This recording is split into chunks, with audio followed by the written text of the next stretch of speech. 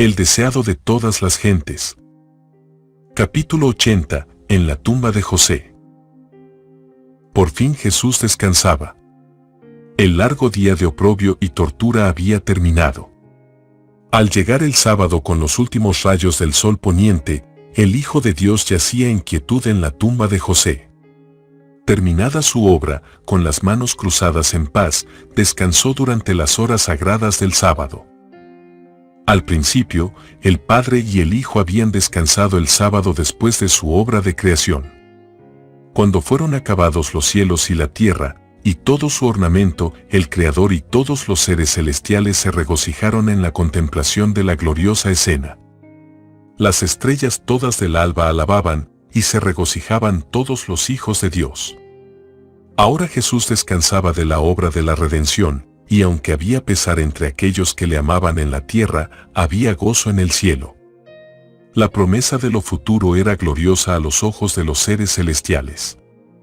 Una creación restaurada, una raza redimida, que, por haber vencido el pecado, nunca más podría caer, era lo que Dios y los ángeles veían como resultado de la obra concluida por Cristo. Con esta escena está para siempre vinculado el día en que Cristo descansó. Porque su obra es perfecta, y todo lo que Dios hace, eso será perpetuo. Cuando se produzca la restauración de todas las cosas, de la cual habló Dios por boca de sus santos profetas, que ha habido desde la antigüedad, el sábado de la creación, el día en que Cristo descansó en la tumba de José, será todavía un día de reposo y regocijo. El cielo y la tierra se unirán en alabanza mientras que de sábado en sábado las naciones de los salvos adorarán con gozo a Dios y al Cordero. En los acontecimientos finales del día de la crucifixión se dieron nuevas pruebas del cumplimiento de la profecía y nuevos testimonios de la divinidad de Cristo. Cuando las tinieblas se alzaron de la cruz y el Salvador hubo exhalado su clamor moribundo, inmediatamente se oyó otra voz que decía: verdaderamente Hijo de Dios era este. Estas palabras no fueron pronunciadas en un murmullo. Todos los ojos se volvieron para ver de dónde venían. ¿Quién había hablado?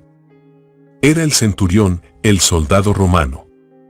La divina paciencia del Salvador y su muerte repentina, con el clamor de victoria en los labios, habían impresionado a ese pagano. En el cuerpo magullado y quebrantado que pendía de la cruz, el centurión reconoció la figura del Hijo de Dios.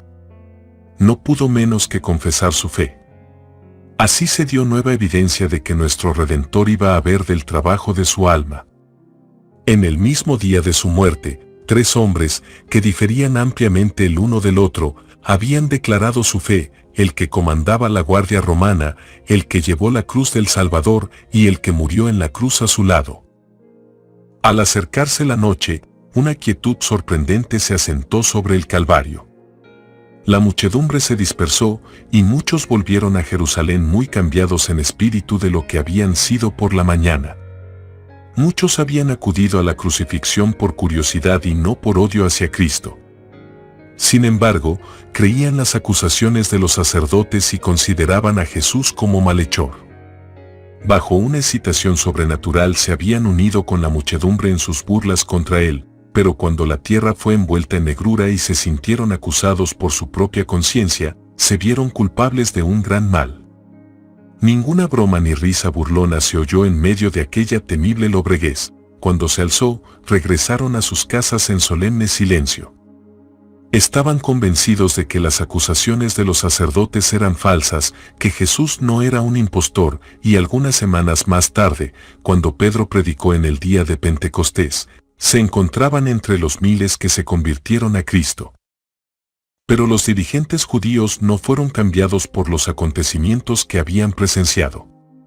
Su odio hacia Jesús no disminuyó. Las tinieblas que habían descendido sobre la tierra en ocasión de la crucifixión no eran más densas que las que rodeaban todavía el espíritu de los sacerdotes y príncipes. En ocasión de su nacimiento, la estrella había conocido a Cristo y había guiado a los magos hasta el pesebre donde yacía. Las huestes celestiales le habían conocido y habían cantado su alabanza sobre las llanuras de Belén. El mar había conocido su voz y acatado su orden. La enfermedad y la muerte habían reconocido su autoridad y le habían cedido su presa.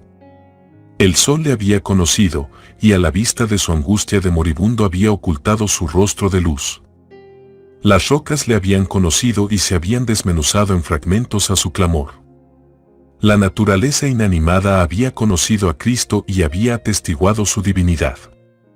Pero los sacerdotes y príncipes de Israel no conocieron al Hijo de Dios. Sin embargo, no descansaban. Habían llevado a cabo su propósito de dar muerte a Cristo, pero no tenían el sentimiento de victoria que habían esperado. Aún en la hora de su triunfo aparente, estaban acosados por dudas en cuanto a lo que iba a suceder luego. Habían oído el clamor, consumado es. Padre, en tus manos encomiendo mi espíritu. Habían visto partirse las rocas, habían sentido el poderoso terremoto y estaban agitados e intranquilos. Habían tenido celos de la influencia de Cristo sobre el pueblo cuando vivía, tenían celos de él aún en la muerte. Temían más, mucho más, al Cristo muerto de lo que habían temido jamás al Cristo vivo. Temían que la atención del pueblo fuese dirigida aún más a los acontecimientos que acompañaron su crucifixión. Temían los resultados de la obra de ese día. Por ningún pretexto querían que su cuerpo permaneciese en la cruz durante el sábado. El sábado se estaba acercando y su santidad quedaría violada si los cuerpos permanecían en la cruz. Así que, usando esto como pretexto, los dirigentes judíos pidieron a Pilato que hiciese apresurar la muerte de las víctimas y quitar sus cuerpos antes de la puesta del sol. Pilato tenía tan poco deseo como ellos de que el cuerpo de Jesús permaneciese en la cruz. Habiendo obtenido su consentimiento, hicieron romper las piernas de los dos ladrones para apresurar su muerte, pero se descubrió que Jesús ya había muerto. Los rudos soldados habían sido enternecidos por lo que habían oído y visto de Cristo, y esto les impidió quebrarle los miembros. Así en la ofrenda del Cordero de Dios se cumplió la ley de la Pascua: no dejarán de él para la mañana, ni quebrarán hueso en él, conforme a todos los ritos de la Pascua la harán. Los sacerdotes y príncipes se asombraron al hallar que Cristo había muerto. La muerte de cruz era un proceso lento, era difícil determinar cuándo cesaba la vida. Era algo inaudito que un hombre muriese 6 horas después de la crucifixión. Los sacerdotes querían estar seguros de la muerte de Jesús, y a sugestión suya un soldado dio un lanzazo al costado del Salvador. De la herida así hecha, fluyeron 2 copiosos y distintos raudales, uno de sangre, el otro de agua. Esto fue notado por todos los espectadores, y Juan anota el suceso muy definidamente. Dice: uno de los soldados le abrió el costado con una lanza, y luego salió sangre y agua. Y el que lo vio, da testimonio, y su testimonio es verdadero, y él sabe que dice verdad, para que vosotros también creáis. Porque estas cosas fueron hechas para que se cumpliese la Escritura: hueso no quebrantaréis de él. Y también otra escritura dice: mirarán al que traspasaron. Después de la resurrección, los sacerdotes y príncipes hicieron circular el rumor de que Cristo no murió en la cruz, que simplemente se había desmayado, y que más tarde revivió. Otro rumor afirmaba que no era un cuerpo real de carne y hueso, sino la semejanza de un cuerpo, lo que había sido puesto en la tumba. La acción de los soldados romanos desmiente estas falsedades. No le rompieron las piernas, porque ya estaba muerto. Para satisfacer a los sacerdotes, le atravesaron el costado. Si la vida no hubiese estado ya extinta, esta herida le habría causado una muerte instantánea. Pero no fue el lanzazo, no fue el padecimiento de la cruz, lo que causó la muerte de Jesús. Ese clamor, pronunciado con grande voz en el momento de la muerte, el raudal de sangre y agua que fluyó de su costado, declaran que murió por quebrantamiento del corazón. Su corazón fue quebrantado por la angustia mental. Fue muerto por el pecado del mundo. Con la muerte de Cristo, perecieron las esperanzas de sus discípulos. Miraban sus párpados cerrados y su cabeza caída, su cabello apelmazado con sangre, sus manos y pies horadados, y su angustia era indescriptible. Hasta el final no habían creído que muriese, apenas si podían creer que estaba realmente muerto. Abrumados por el pesar, no recordaban sus palabras que habían predicho esa misma escena. Nada de lo que él había dicho los consolaba ahora. Veían solamente la cruz y su víctima ensangrentada. El futuro parecía sombrío y desesperado. Su fe en Jesús se había desvanecido, pero nunca habían amado tanto a su Salvador como ahora. Nunca antes habían sentido tanto su valor y la necesidad de su presencia. Aún en la muerte, el cuerpo de Cristo era precioso para sus discípulos. Anhelaban darle una sepultura honrosa, pero no sabían cómo lograrlo. La traición contra el gobierno romano era el crimen por el cual Jesús había sido condenado, y las personas ajusticiadas por esta ofensa eran remitidas a un lugar de sepultura especialmente provisto para tales criminales. El discípulo Juan y las mujeres de Galilea habían permanecido al pie de la cruz. No podían abandonar el cuerpo de su Señor en manos de los soldados insensibles para que lo sepultasen en una tumba deshonrosa. Sin embargo, eran impotentes para impedirlo. No podían obtener favores de las autoridades judías y no tenían influencia ante Pilato. En esta emergencia, José de Arimatea y Nicodemo vinieron en auxilio de los discípulos. Ambos hombres eran miembros del Sanedrín y conocían a Pilato. Ambos eran hombres de recursos e influencia.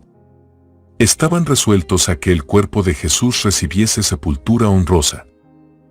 José fue osadamente a Pilato y le pidió el cuerpo de Jesús. Por primera vez, supo Pilato que Jesús estaba realmente muerto.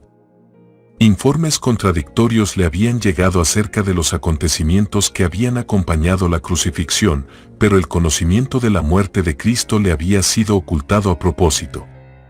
Pilato había sido advertido por los sacerdotes y príncipes contra el engaño de los discípulos de Cristo respecto de su cuerpo. Al oír la petición de José, mandó llamar al centurión que había estado encargado de la cruz y supo con certeza la muerte de Jesús. También oyó de él un relato de las escenas del Calvario que confirmaba el testimonio de José. Fue concedido a José lo que pedía. Mientras Juan se preocupaba por la sepultura de su maestro, José volvió con la orden de Pilato de que le entregasen el cuerpo de Cristo, y Nicodemo vino trayendo una costosa mezcla de mirra y áloes, que pesaría alrededor de unos 40 kilos, para embalsamarle. Imposible habría sido tributar mayor respeto en la muerte a los hombres más honrados de toda Jerusalén. Los discípulos se quedaron asombrados al ver a estos ricos príncipes tan interesados como ellos en la sepultura de su Señor. Ni José ni Nicodemo habían aceptado abiertamente al Salvador mientras vivía. Sabían que un paso tal los habría excluido del Sanedrín, y esperaban protegerle por su influencia en los concilios. Durante un tiempo, pareció que tenían éxito, pero los astutos sacerdotes, viendo cómo favorecían a Cristo, habían estorbado sus planes. En su ausencia, Jesús había sido condenado y entregado para ser crucificado. Ahora que había muerto, ya no ocultaron su adhesión a él. Mientras los discípulos temían manifestarse abiertamente como adeptos suyos, José y Nicodemo acudieron osadamente en su auxilio. La ayuda de estos hombres ricos y honrados era muy necesaria en ese momento. Podían hacer por su maestro muerto lo que era imposible para los pobres discípulos, su riqueza e influencia los protegían mucho contra la malicia de los sacerdotes y príncipes. Con suavidad y reverencia, bajaron con sus propias manos el cuerpo de Jesús. Sus lágrimas de simpatía caían en abundancia mientras miraban su cuerpo magullado y lacerado. José poseía una tumba nueva, tallada en una roca. Se la estaba reservando para sí mismo, pero estaba cerca del Calvario y ahora la preparó para Jesús. El cuerpo, juntamente con las especias traídas por Nicodemo, fue envuelto cuidadosamente en un sudario y el Redentor fue llevado a la tumba. Allí, los 3 discípulos enderezaron los miembros heridos y cruzaron las manos magulladas sobre el pecho sin vida. Las mujeres galileas vinieron para ver si se había hecho todo lo que podía hacerse por el cuerpo muerto de su amado maestro. Luego vieron cómo se hacía rodar la pesada piedra contra la entrada de la tumba y el Salvador fue dejado en el descanso. Las mujeres fueron las últimas que quedaron al lado de la cruz y las últimas que quedaron al lado de la tumba de Cristo. Mientras las sombras vespertinas iban cayendo, María Magdalena y las otras Marías permanecían al lado del lugar donde descansaba su Señor derramando lágrimas de pesar por la suerte de aquel a quien amaban. Y vueltas, reposaron el sábado, conforme al mandamiento. Para los entristecidos discípulos ese fue un sábado que nunca olvidarían, y también lo fue para los sacerdotes, los príncipes, los escribas y el pueblo. A la puesta del sol, en la tarde del día de preparación, sonaban las trompetas para indicar que el sábado había empezado. La Pascua fue observada como lo había sido durante siglos, mientras que aquel a quien señalaba, ultimado por manos perversas, yacía en la tumba de José. El sábado, los atrios del templo estuvieron llenos de adoradores. El sumo sacerdote que había estado en el Gólgota estaba allí, magníficamente ataviado en sus vestiduras sacerdotales. Sacerdotes de turbante blanco, llenos de actividad, cumplían sus deberes. Pero algunos de los presentes no estaban tranquilos mientras se ofrecía por el pecado la sangre de becerros y machos cabríos. No tenían conciencia de que las figuras hubiesen encontrado la realidad que prefiguraban, de que un sacrificio infinito había sido hecho por los pecados del mundo. No sabían que no tenía ya más valor el cumplimiento de los ritos ceremoniales. Pero nunca antes había sido presenciado este ceremonial con sentimientos tan contradictorios. Las trompetas y los instrumentos de música y las voces de los cantores resonaban tan fuerte y claramente como de costumbre. Pero un sentimiento de extrañeza lo compenetraba todo. Uno tras otro preguntaba acerca del extraño suceso que había acontecido. Hasta entonces, el lugar santísimo había sido guardado en forma sagrada de todo intruso. Pero ahora estaba abierto a todos los ojos. El pesado velo de tapicería, hecho de lino puro y hermosamente adornado de oro, escarlata y púrpura, estaba rasgado de arriba a abajo. El lugar donde Jehová se encontraba con el sumo sacerdote, para comunicar su gloria, el lugar que había sido la cámara de audiencia sagrada de Dios, estaba abierto a todo ojo, ya no era reconocido por el Señor. Con lóbregos presentimientos, los sacerdotes ministraban ante el altar. La exposición del misterio sagrado del lugar santísimo les hacía temer que sobreviniera alguna calamidad. Muchos espíritus repasaban activamente los pensamientos iniciados por las escenas del Calvario. De la crucifixión hasta la resurrección, muchos ojos insomnes escudriñaron constantemente las profecías, algunos para aprender el pleno significado de la fiesta que estaban celebrando, otros para hallar evidencia de que Jesús no era lo que aseveraba ser, y otros, con corazón entristecido, buscando pruebas de que era el verdadero Mesías. Aunque escudriñando con diferentes objetos en vista, todos fueron convencidos de la misma verdad, a saber, que la profecía había sido cumplida en los sucesos de los últimos días y que el crucificado era el Redentor del mundo. Muchos de los que en esa ocasión participaron del ceremonial no volvieron nunca a tomar parte en los ritos pascuales. Muchos, aun entre los sacerdotes, se convencieron del verdadero carácter de Jesús. Su escrutinio de las profecías no había sido inútil, y después de su resurrección le reconocieron como el Hijo de Dios. Cuando Nicodemo vio a Jesús alzado en la cruz, recordó las palabras que le dijera de noche en el monte de las Olivas: como Moisés levantó la serpiente en el desierto, así es necesario que el Hijo del Hombre sea levantado, para que todo aquel que en él creyere, no se pierda, sino que tenga vida eterna. En aquel sábado, mientras Cristo yacía en la tumba, Nicodemo tuvo oportunidad de reflexionar. Una luz más clara iluminaba ahora su mente, y las palabras que Jesús le había dicho no eran ya misteriosas. Comprendía que había perdido mucho por no relacionarse con el Salvador durante su vida. Ahora recordaba los acontecimientos del Calvario. La oración de Cristo por sus homicidas y su respuesta a la petición del ladrón moribundo hablaban al corazón del sabio consejero.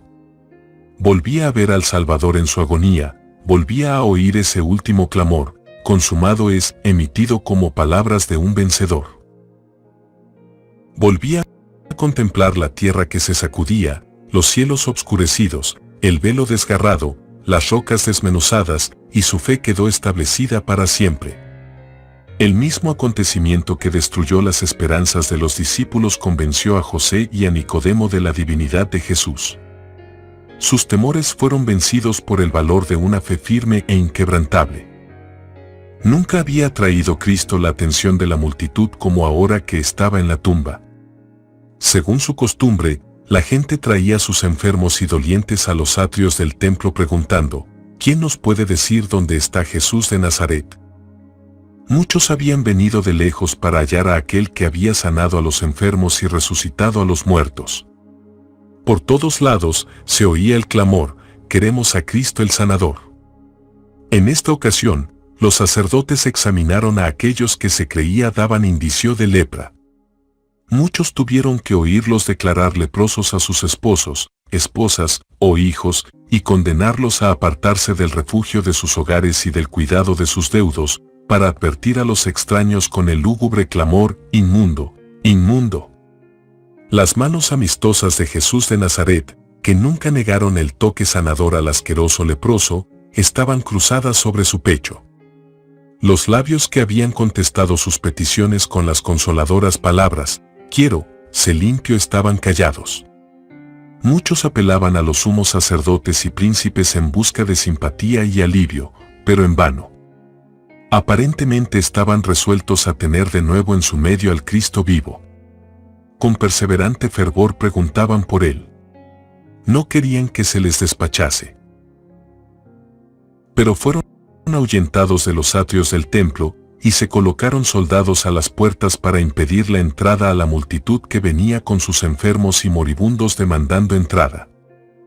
Los que sufrían y habían venido para ser sanados por el Salvador quedaron abatidos por el chasco.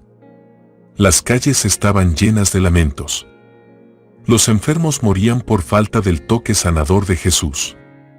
Se consultaba en vano a los médicos, no había habilidad como la de aquel que yacía en la tumba de José. Los lamentos de los dolientes infundieron a millares de espíritus la convicción de que se había apagado una gran luz en el mundo. Sin Cristo, la tierra era tinieblas y obscuridad. Muchos cuyas voces habían reforzado el clamor de «Crucifícale, crucifícale», comprendían ahora la calamidad que había caído sobre ellos, y con tanta avidez habrían clamado «Dadnos a Jesús», si hubiese estado vivo. Cuando la gente supo que Jesús había sido ejecutado por los sacerdotes, empezó a preguntar acerca de su muerte. Los detalles de su juicio fueron mantenidos tan en secreto como fue posible, pero durante el tiempo que estuvo en la tumba, su nombre estuvo en millares de labios, y los informes referentes al simulacro de juicio a que había sido sometido y a la inhumanidad de los sacerdotes y príncipes circularon por doquier. Hombres de intelecto pidieron a estos sacerdotes y príncipes que explicasen las profecías del Antiguo Testamento concernientes al Mesías, y estos, mientras procuraban fraguar alguna mentira en respuesta, parecieron enloquecer. No podían explicar las profecías que señalaban los sufrimientos y la muerte de Cristo, y muchos de los indagadores se convencieron de que las Escrituras se habían cumplido. La venganza que los sacerdotes habían pensado sería tan dulce era ya amargura para ellos. Sabían que el pueblo los censuraba severamente y que los mismos en quienes habían influido contra Jesús estaban ahora horrorizados por su vergonzosa obra. Estos sacerdotes habían procurado creer que Jesús era un impostor, pero era en vano. Algunos de ellos habían estado al lado de la tumba de Lázaro y habían visto al muerto resucitar. Temblaron temiendo que Cristo mismo resucitase de los muertos y volviese a aparecer delante de ellos. Le habían oído declarar que él tenía poder para deponer su vida y volverla a tornar. Recordaron que había dicho, «Destruid este templo, y en 3 días lo levantaré». Judas les había repetido las palabras dichas por Jesús a los discípulos durante el último viaje a Jerusalén, «He aquí subimos a Jerusalén, Y el Hijo del Hombre será entregado a los príncipes de los sacerdotes y a los escribas, y le condenarán a muerte, y le entregarán a los gentiles para que le escarnezcan, y azoten, y crucifiquen, mas al tercer día resucitará. Cuando oyeron estas palabras, se burlaron de ellas y las ridiculizaron. Pero ahora recordaban que hasta aquí las predicciones de Cristo se habían cumplido. Había dicho que resucitaría al tercer día, ¿y quién podía decir si esto también no acontecería?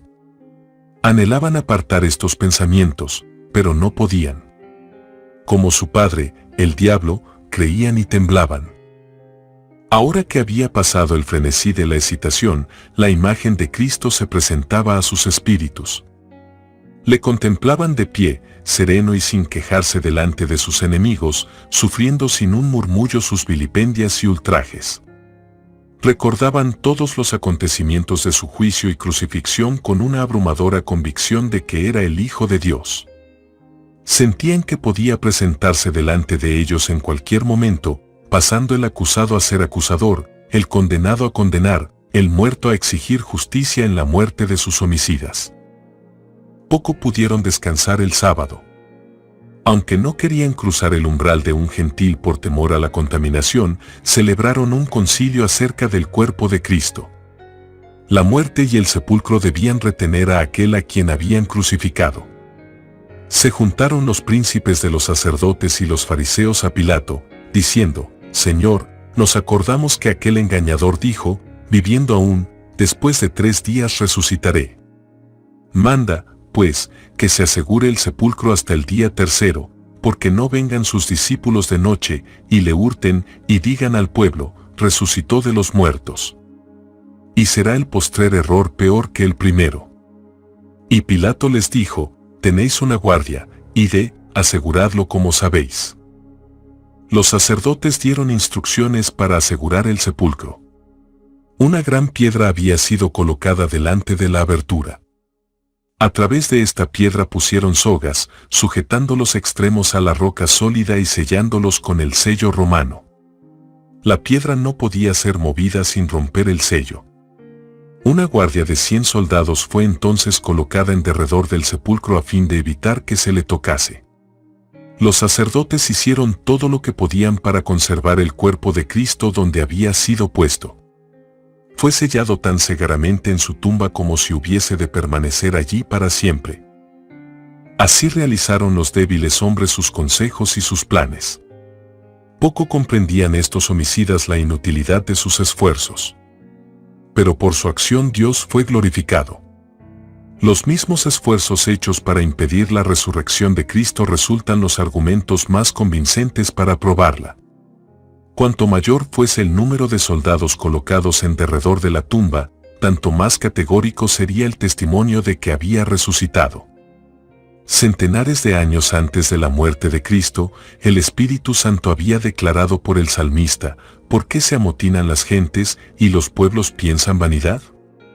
Estarán los reyes de la tierra, y príncipes consultarán unidos contra Jehová y contra su ungido. El que mora en los cielos se reirá, el Señor se burlará de ellos. Las armas y los guardias romanos fueron impotentes para retener al Señor de la vida en la tumba. Se acercaba la hora de su liberación. Que Dios te bendiga abundantemente.